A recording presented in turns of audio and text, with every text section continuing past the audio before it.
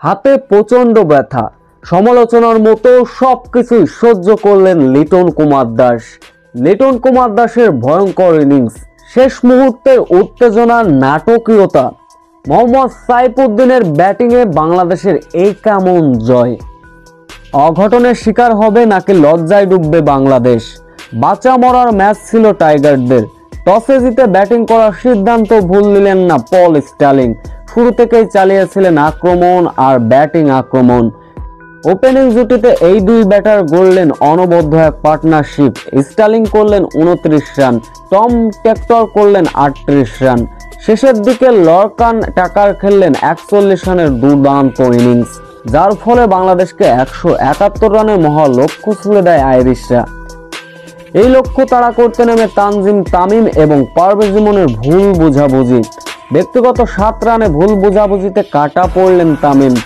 এরপরে অবশ্য দ্বিতীয় উইকেট জুটিতে দুর্দান্ত ব্যাটিং করছিলেন পারভেজ ইমন এবং অধিনায়ক লিটন কুমার দাস।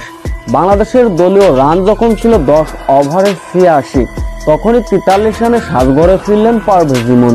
এরপর লিটন কুমার দাস। দলটা যাই হোক, নিজে যেন আগলে ধরে ভালোবাসতেন। সেই দলটাকে কি আর বিপদে ফেলা যায়? যতই হোক না তার নামে সমালোচনা। লিটন কুমার দাস একাই সাইফুদ্দিনকে নিয়ে ব্যাট হাতে তাণ্ডব চালাচ্ছিলেন, যার ফলে 12 ওভারেই বাংলাদেশের দলীয় রান পার হয়ে গেছিল 100 রান। 14তম ওভারের পঞ্চম বলের ঘটনা, ডিপ মিড উইকেটের উপর দিয়ে বিশাল এক ছক্কা হাঁকালেন লিটন কুমার দাস। ছক্কাটা ছিল যেমন দৃষ্টিনন্দন, সেই সঙ্গে 34 বলে 50-র দেখা পান লিটন কুমার দাস। 50-র পর অবশ্য ইনিংসটি বড় করতে পারেননি লিটন কুমার দাস। বাংলাদেশের দলীয় রান যখন ছিল 14.5 বলে 138, তখনই লিটন কুমার দাস 37 বলে 57 রানে প্যাভিলিয়নের পথ ধরেন। দলীয় 2 রান যেতে না যেতেই লিটন দাসের পথ অনুসরণ করলেন সাইফ হাসান। ব্যক্তিগত 22 রানে তিনিও অবশ্য সাজঘরে ফেরেন। এরপর দলের যখন ভাইটাল মুহূর্ত, তখনই সাজঘরে ফিরলেন নুরুল হাসান সোহান এবং তহিদ হৃদয়। 9 বলে বাংলাদেশের তখনও জয়ের জন্য প্রয়োজন ছিল 13 রান।